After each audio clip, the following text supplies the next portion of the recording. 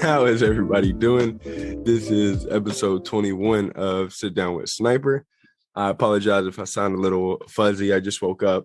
But to let everyone know, you can find us every Monday on the podcast, and then you can find us three times a week on Spaces. We're doing them Wednesday, Thursday, and Saturday. But to jump right into the episode, I want to say that we have someone who has a great project coming up, someone who is an amazing person. We have Mr. Rico. How you doing, Rico? Good. Thanks for having me on the podcast, Sniper. Dude, no problem. I know. So, I met you out in LA. You're a great guy. I've seen you in the space, amazing person. But you have this project coming up, man. So with Whiskers, we'll probably talk about that a little bit, talk about you getting into the space, how long you've been around and stuff. But to start it off, what can you tell us about Rico? About Rico, just about me in general? So yeah, I would say about you in general in the NFT space. When did you get started? What was your first NFT? Little simple things like that. Ooh, okay. So Rico in the NFT space probably got started, I would say late 2016 was when I first kind of really got into crypto and stuff. A few years before that, a friend of mine, actually like several years before that, he was like, yo, you need to start mining Bitcoin. And so I was kind of like into crypto for like a few years, but only a little bit. And in 2017, I heard about, I think it was CryptoKitties, along with this game called EtherQuest, and Ether Tulips was another like project from like around that time, I think, which were literally just tulips made to like mimic the Dutch tulip run. It was like a meme kind of, but they kind of like retook off recently, which was also kind of wild. But so I've been around for a while. I didn't really get like super, super heavy into the space like socially until I think early 2020 when I started using my Twitter again. I started like hanging around on there, following people, seeing things that were interesting, like all sorts of stuff what people were doing with NFTs, and I got kind of really like, wow, these are even cooler than I thought. You know what I'm saying? So kind of like doubled down a bit and started, making like little investments here and there and doing what I could. I put like, it wasn't a lot at the time. I don't remember how much it was. It was probably like less than $1,000, but it was like all the money I had at the time. I think I put it into NFTs, and that kind of like gave me my start a little bit. And I definitely lost all my money like 3 different times. Oh my God. Yeah. I was like there for like the art and for like making money. So it was like a little of both. At the beginning, it was definitely like kind of some making money stuff. But then I realized like, because I'm basically a career artist, I was like, dude, I can make cool stuff. And like, this is just another medium for my artwork, in its own way. And it has its own pros and cons. So it was really, really cool when I finally came to that revelation. And like, I saw NFTs really taking off, especially coming from like just investing in crypto as like the technology or whatever from before. But yeah, I don't know. I've been around for a while, I guess. Damn, bro, I did not know that you've been around that long. And it's crazy because the early NFTs were literally so wild. Like looking back a year ago, like a tulip, rocks, like so much wild things that like everybody was just like so eager to buy. I never knew you were around that long though, bro. That's actually fucking wild. I heard about cryptocurrency early on, but I was never the guy that really got to jump into it, unfortunately. But I know you talk about doing art. How long have you been an artist? And I know you have your project coming up, which, like I said, we'll talk about that. But what kind of mediums were you using before NFTs? Was it all digital art? Did you like doing physical art? Are you still doing physical art or whatever it was before NFTs? So I'd say it was primarily physical stuff. I went to school for graphic design too, though. So it's like I have like a really good understanding of like the Adobe Suite, for instance. I also made a lot of music since like high school and stuff, and I still do. So it's kind of like a multitude of things that I do, I guess. But my main one was definitely photography, drawing and photography. But like I didn't like sell my drawings ever. I was more like I had just been drawing most of my life, you know what I mean? And that kind of factored into like my graphic design degree and, like pursuing that in college and stuff. But yeah, I photography was probably my my main go-to. I had a little photography business a couple years ago and stuff that I was working on, did shoots and stuff. It was a lot of fun, and I met a lot of cool people through it. So that's kind of what I spent most of my time on before that. That and doing like freelance artworks for people for like album covers or all sorts of things. Okay, so I do want to ask you because we're about to roll into the whiskers, I guess, section of the podcast. Are you ever going to consider releasing your photography, even for people like not even as necessarily like a huge project, like even for the people that just want to pick up a piece or two? You know what I'm saying? Like, has that ever crossed your mind to release it as something? Yeah, absolutely. So I actually put out a collection. I think it was March 2020. I think maybe it was 2021. I don't know, but it might have been 2021. I get my years confused, but I did put out a collection a while back called Recalled Red, which was a series of photographs that I took on 2 rolls of film because I'm a film photographer. I really like shooting film because it's like it takes, I don't know, like, well, once you shoot one, it's just you're stuck with it, and I really like that. It reminds me of what it's like to be human in a way. But yeah, so I have like that collection that I came out with. I used to run this Discord server called NFTPA, which was NFT Photographers Anonymous. So like we had started this random group chat, me and Judy Lindsay and some other people, and like we just got a bunch of photographers in the space getting into, like NFTs and stuff. We were like, yo, like come hang out here, like learn the ropes, like in a friendly environment, other photographers and stuff. So that was a lot of fun. And I actually kind of recently sold out that collection finally too, which was just 12 photographs, I think for point one each. So that was really nice to finally like sell those out a little bit, and very proud of that. No, I mean, you definitely should be proud, especially in a space like this where it seems like a lot of people now are demanding utility, or it seems like they'll only buy something if they know they can 10 times it. So the fact that you're able to do that, man, I mean, that's a beautiful thing. And I mean, it's something that you enjoy doing. Photography is beautiful. And that's the one thing, if I could support all my photography friends, I'd probably go broke just buying tons of amazing looking pictures. Um, but to move into whiskers. So there has been talk of this amazing project popping up. We've seen the art come around our timelines on Twitter, pop in Discords. I've even seen you pop up in alpha chats. So tell us, yeah, man. Tell us a little bit about Whiskers, where the idea came from, and what it is, man. So Whiskers is a collection of 5,555 adventurous fish. It's like a fantasy setting, kind of post-apocalyptic, but We lost Rico. a little bit of in the collection for the different general regions of there's like one main continent in the Whiskers world. It's called the Whiskers world. It's called the Great Pond. And so like on that continent, there's 5 main like regions essentially. I guess you could maybe call them factions, but factions can also get a little more specific. But yeah, the original idea came for Whiskers around the time I was helping Vinny out working on his letters project, which is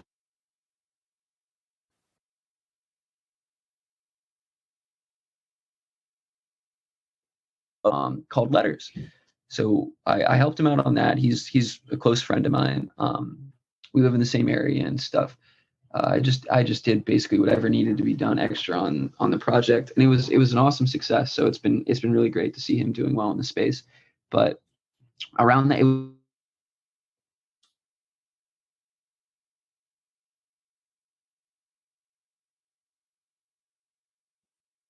I'd been kind of like burnt out from that and from having to deal with like some of the corporate world with graphic design and things like that, or just like interacting with people. People will be like, hey, can you shoot this for free? And then I'll like to shoot for free, but then it gets like, then I can't like afford to eat some days, you know what I'm saying? So it's like it was just getting like really tiresome. So I made a little money with Vinny off of helping out on the letters collection, and that gave me like some time to like double down and work on something that I wanted to do. So I decided I wanted to do something kind of like calling back to the things that I really liked as a kid, which were like tons and tons of RPGs, games of imagination with like limitations set on them, like Dungeons and Dragons, like things like Chrono Trigger, even like MapleStory. I used to play a lot of MapleStory, or RuneScape. I love RuneScape. So these things are like, or Skyrim too. Oh my God, I could go on for days. But like these things were big influences to me. Pokemon too. I love Pokemon. Let's go. Yeah. How could I forget that one, dude? I love Pokemon so much. But they were like big influences for me growing up, and they were my primary form of escapism. So I kind of wanted to create something where people could write their own stories for those things and kind of, get lost in their own world and kind of like combine all of those things into something new, and where you could have like real ownership of like a part of the world. You could own your whisker, you could tell their story or whatever. So I was in terms of like projects in the space, definitely influenced art style wise by Cool Cats. God, I love Cool Cats so much. And Forgotten Rune Wizards Cult, for just like how they have their like setup. They have like this whole magical world like setup. It's like similar in ways but different in others, and I think they were a really slept on project doing really great things. But yeah, I think that's a good synopsis of Whiskers. Man, so a couple of things that I do have to say, just starting it off, I don't know why you cut out like twice for me. I don't know if it's just me or if it was on your side or what's going to happen. So after we're done recording, hopefully when I listen back, we're good. Nothing happened. But if anything did happen, I don't know what to say. I cannot figure this damn podcast stuff out sometimes. Anyways, number two, dude. So I think one thing, and if you talked about it, I apologize. It might have been one of the little things that bleeped out. I think the lore that you have behind Whiskers is absolutely amazing. I'm big Winrose. Winrose. You know what I'm saying? And for those that don't know, whenever you look into Whiskers, you'll learn more about the Winrose and the different cities in there. But dude, the lore behind it, like whenever I first got into the server, I sat in there for maybe, I don't know, 20, 25 minutes just reading through the different things that you created. So did you do that by yourself? Did you have help with someone? What made you want to create this really cool lore behind it that was like, I don't know, it made me feel like really inclusive to this Whiskers community, because already the project hasn't came out, but there's tons of people picking what city they want to represent and where they're from. And it was so fun even before launch. So what made you come up with that idea? So I kind of like, one of the things I think I've always done, I actually talked about this last night in a space with Calcio. Like, I think sort of everything I do artistically in some way, shape, or form is just me trying to tell a story, whether it's like music or photo or a drawing, So I just decided I would start, putting pen to paper and like really like writing those things out for people instead of kind of leaving it up to their interpretation. And some of that's definitely going to still be in there. I'm not going to like leave everything out for people, and I want people to come up with their own too. But I think like creating stories and creating memories, especially from your own experiences, is like a really, really nice thing. And it's also like super, super cathartic. So I kind of wanted to bring that to people also through like the lens of like something kind of absurd, but like fun at the same time. This cute, adventurous, magical fish, like, and so some people can see themselves as these little fish that I've been drawing now, these Whiskers. And that's such an amazing thing for me. So I started with like the lore, the story. I knew that I wanted something more than just like the picture of the art, and the art is extremely important to me. It's what I've spent like so much of my time on, because I'm the main artist too. Well, really like the only artist aside from a few people I just got to do some one-on-ones for me, which are going to be so, so cool. But I wanted something that, people could connect to and connect with and build out themselves to in the future. And so I came up with the backstory for Whiskers, which is published now on Mirror XYZ. If anyone wants to read it, I wrote all of that myself. And the original like region ideas, like the blurbs about like what each region is about, I had taken on a writer friend of mine, Patrick Carlisle, who's a really, really amazing writer, has a lot of Web2 connections too, just an awesome dude. So I was we were just shooting the shit, basically, like back and forth, like this is what this region could be, blah blah blah. So I gave him, the initial ideas for each one. He gave me back like this awesome little succinct lore blurb for each region, and that was perfect. So yeah, it's been a lot me, it's been a lot Patrick helping with other lore too, and my marketing artist Winnie Wagyu Beef is absolutely amazing. She's been writing a lot of the collab lore herself, having a lot of fun with it. So I've been trying to get like my team involved in doing that stuff too, and it's been working really, really well. So yeah, and I plan to do a lot more writing too, but like right now I have to finish the art, and we're down to the wire. So hopefully I have a more time to write after Mint. Man, I mean, like I said earlier, the lore, everything that I've read is amazing. So big shout out to Patrick Carlisle. I know he worked hard. I know you've worked hard as well. And I do want to say that, and hopefully I'm not saying this wrong, I believe it's the Skull Picker Heron. Skull Picker Heron, yeah. The one of one. Okay, so you released that picture, and I was just like, damn, dude, like the one-on-ones are going to be sick in this. You just said you had other people working on the one-on-ones. Can you share anybody that has done one-on-ones, or are we going to keep that a secret for right now? I'll say one person because you could probably just guess. And Vinny? No, I'm not going to say Vinny. Okay. Maybe. Ooh. Cliff Ballin, who has made the Goobers collection. I've always really loved his art. He is doing a one-of-one whisker, so be excited for that because that man is an absolutely insane artist. No, so I do know who you're talking about, and the thing is, I didn't expect you to say that person. So, with saying that, I can only imagine, man, you might have tapped into some real crazy people, and we might see some crazy one-on-ones. I'm super excited for it, man. But with I know you've done stuff with Vinny. Which is beautiful. Well, soon we'll have Vinny on here. He's a great guy. I just got my letter piece, physical piece in hand. So that was crazy, man. Vinny's super talented.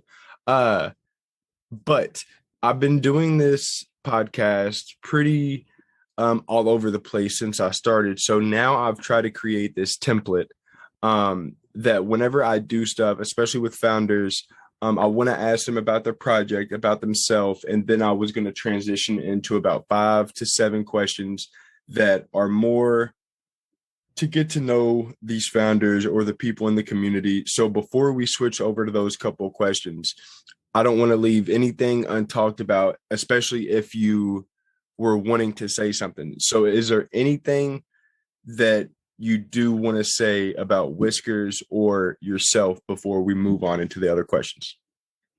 Maybe just that it's really nice to see that people care, I guess. Maybe that's not about me, I guess, but I didn't expect to have such a high interest when I started Whiskers, and seeing that people like really, really like wanted to succeed and like have my back and just believe in me is a really like nice and humbling thing. And I'm like super grateful for that. I just want to put that out there. I think I say that like every time, but like I really cannot state that enough times. You know what I'm saying? Dude, no, I mean, absolutely. I mean, whenever I first saw you in the space, I thought you were super nice. You were funny. I felt like we related on shit. I mean, apparently we both like Pokemon, so that's all I need to know right there. Right. But I got like 3 Pokemon posters in my room right now. Good Lord, this guy's a legend. That's why people like you though, man. You're a super genuine guy. You're funny, and it's easy to support someone like that whenever you see them doing great things. So of course, man, we're going to support you. And that's why I had to bring you on just to continue to share the word about Whiskers, because I love the project, love the lore. And before we swap over to the other subject, do you want to go ahead and say the mint price? I know you've already said, I think on Twitter or in Discord, but for those here, this will be airing on Monday. So in a couple of days. What did you say the mint price was again? I just released the mint price on the Discord, and I'll probably be tweeting it out later today, and it will be 0.15 per whisker, and you can mint 1 whisker per wallet if you're allow listed, and you can earn the allow list either in the Whisker server or in other communities from like collaborations we did. They've done like lots of giveaways in other communities for that. Yes, sir. And I'll tell you what, whenever I saw the people that you were doing a loud list with, I was like, this man Rico is in his bag. He is really tapping into some crazy communities. But that's good stuff, man. That just shows how well connected you are. And you don't get well connected like that in the space without being a genuine and a nice guy. But the first question that I have for you, which is a kind of a big one, what is the most important thing to you in your life? The most important thing to me in my life. Yeah, it don't have to be a person or one thing. It could be a mindset that you have. It could be a piece of art you have. It could be anything. That's a hard question, man. I know it's super hard question. That's a really good question to just put someone on the spot with too. That's a good question. The thing that I think is most important to me in my life, when I was growing up, I tried to be a loner like a lot of the time, and like I was a sociable person, but I don't know, I just I'll always have like a little bit of loner in me, you know what I'm saying? But I think the things that are most important to me now are kind of the people I meet and the people I hang around and the people I surround myself with. Like I would really go through like fire and brimstone for a lot of the people I care about now, and it's not like you can have a lot of acquaintances, even like maybe like friends, but it's really hard to have like a real friend, you know what I'm saying? Or like someone who really cares about you. Like if you're fortunate enough to have like a loving family or something. I think I think those are definitely, those people are definitely the most important things in my life. Damn, no. I mean, dude, I feel like we relate so much, bro, because I mean, I'm a super talkative person, super social person, but for the longest time, like I had that feeling like I don't need nobody. Like I can do it on my own. And like, could I? Like maybe, but there was so many people that like actually gave a damn about me and was like wanting to see me do good or like wanting to be a genuine friend. And I was like, bro, I don't have to have this whole let me go through life by myself type of thing, especially whenever I have people that are willing to be my friend and like actually give a damn about me, genuine people. So I mean, I've been there, man, and I've learned. Now I have a lot of people, like you said, that I would go through a lot to take care of and make sure that they're okay. Um, Damn, this next question is going to hit you even harder too. Damn. So what is an obstacle that you have overcame in life that has helped you get to where you are today? An obstacle that I overcame that helped me get to here. Yeah, it don't have to be super deep. I know because the question used to be, what is one failure that you overcame? But I felt like failure was a super depressing term. So I like the word obstacle more. And it could be something like, oh man, I was going to the store one time and it rained, but I got a ride and I wasn't wet no more. It's something stupid like that. Or it could be something super deep to you. But I feel like everyone goes through at least something in life where it might not have brought them down necessarily, but it did bring them to a better point in life or open their eyes in some sort of way. Didn't know if that's ever happened to you. And if you'd like to share, we definitely want to know. Man, you got the good questions today. I'm telling you, man, I try to think of 5 to 7 good questions that I'm going to start sticking with every podcast. That way, I feel like they're decent questions, and it's not the same copy paste questions that get asked every interview. Because I know I could have came in here and been like, "So who are you?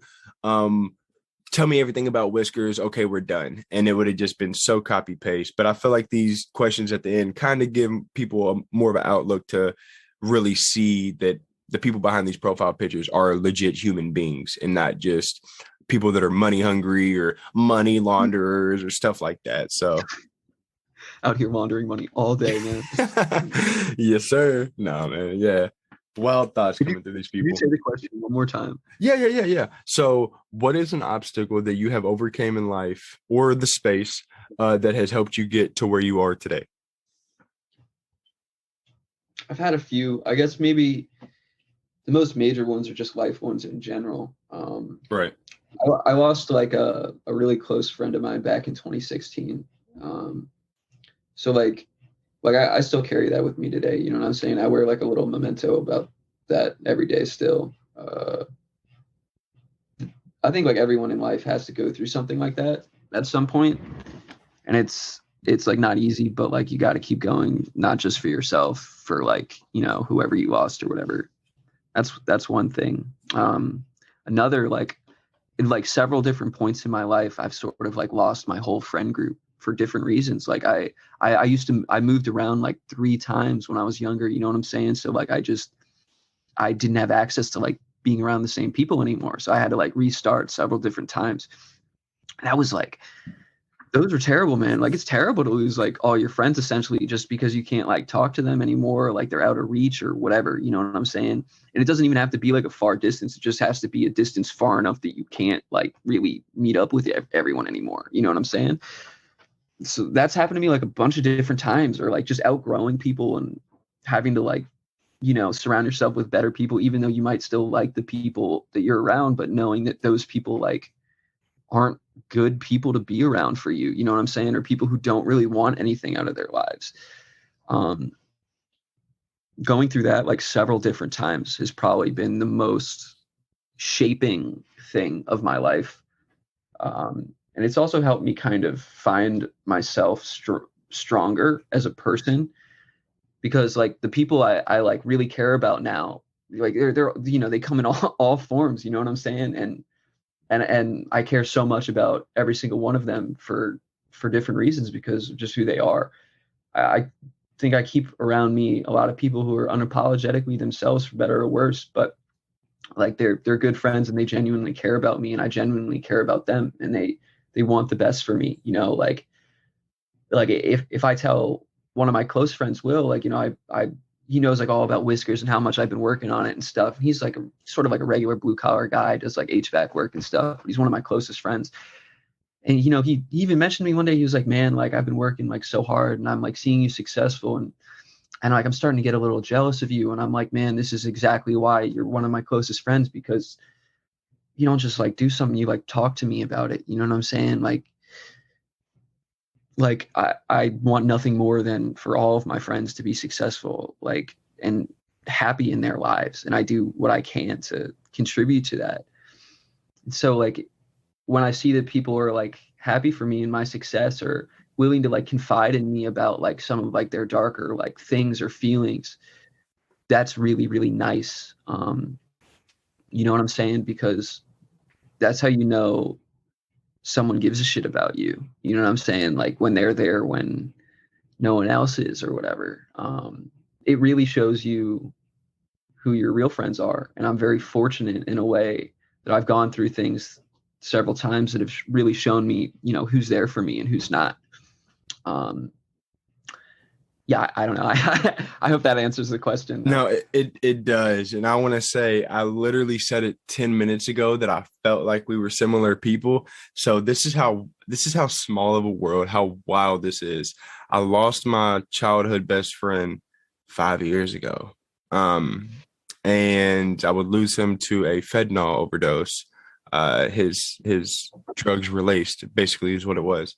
And it was a crazy moment in my life because it was my first childhood friend. You know, we grew up from 99 to we were almost 20. And Right. so we've been around for, bro, that's so crazy, almost to the same year. And I have changed my friend group at least 2 or 3 times. Friends I was friends with for 10, 15 years. You grow out of things, and like you said, sometimes you just got to surround yourself with better people, or people that want more for themselves.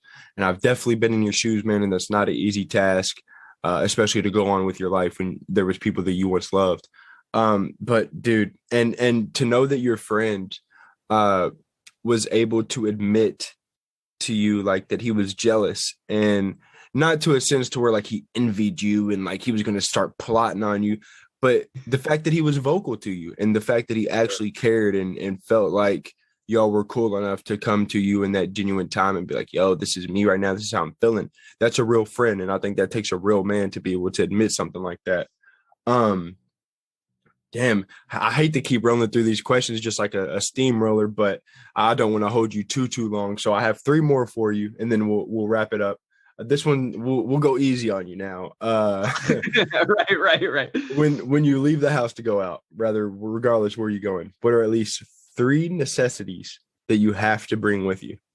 Oh my God, dude. I wear like cargo pants like every day. Like Oh I just wear God. like big ass clothes a lot of the time. So like I keep shit on me. I only give me three. You have the three most important things, the first three things you grab, like, and not car right keys. I got them right here. Let's hear Car them. keys don't count though, do they?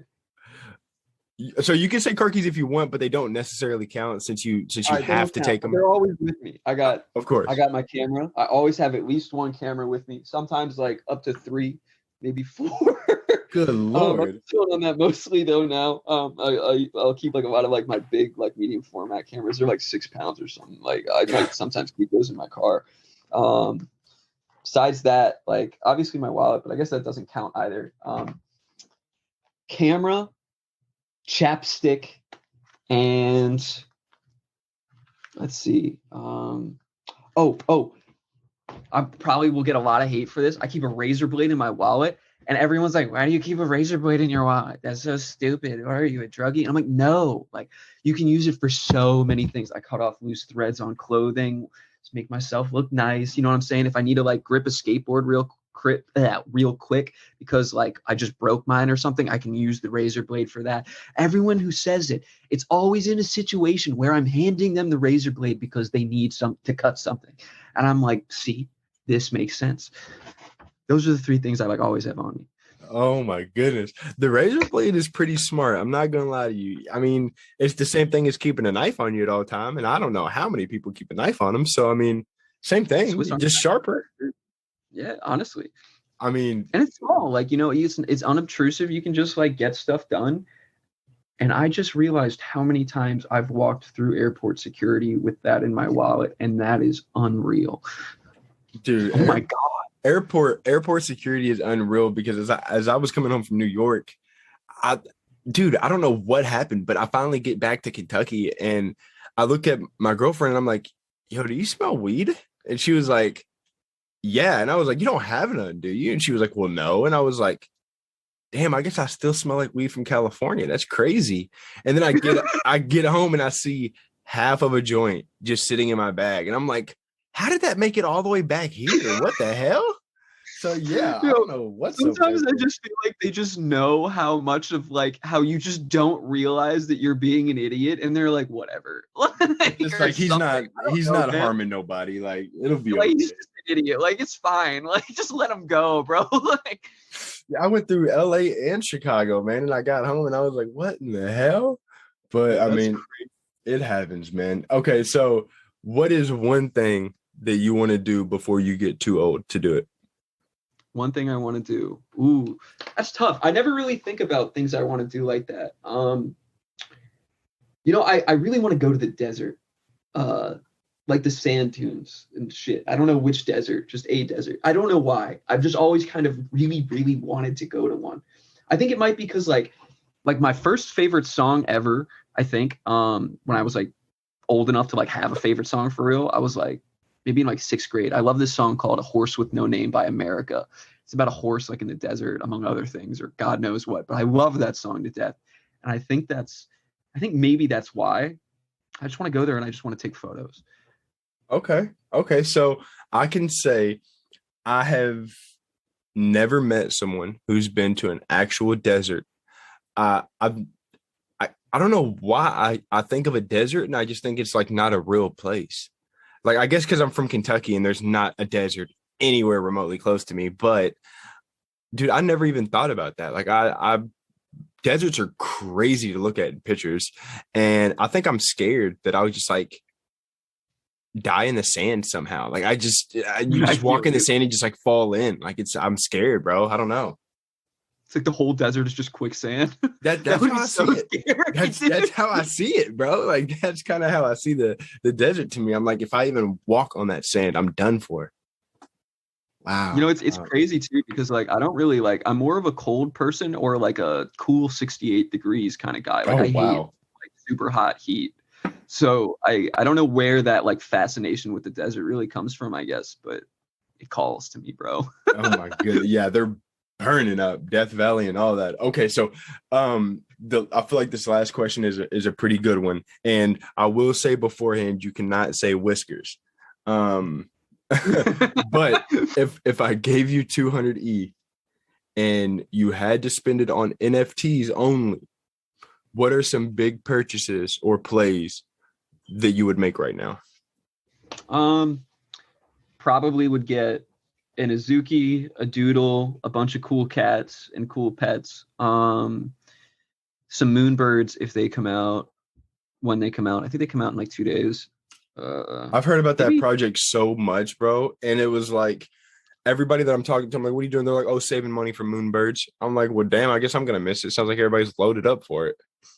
Yo, like literally, dude. Do you know how many applicants there were? There was like 65,000 applicants, and they had to have 2.5 ETH in their wallet to just apply for the raffle.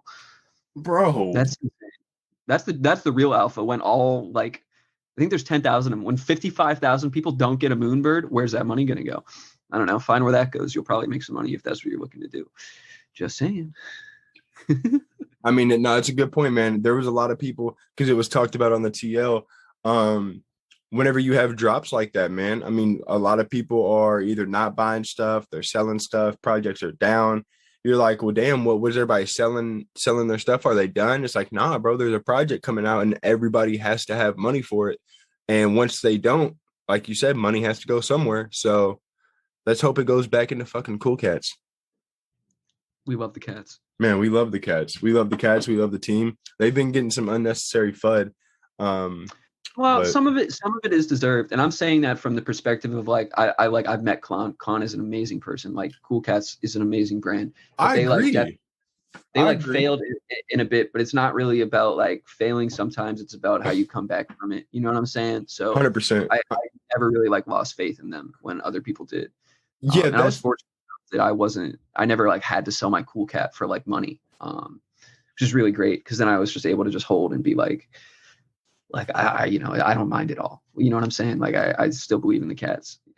I've been there 100%. I mean, Klon, I have met Klon. I can say he is a great person, super humble. I've met Rico. He's a great guy. But when it comes to the FUD, I've said time and time again, the only place I ever thought they messed up was giving an exact date.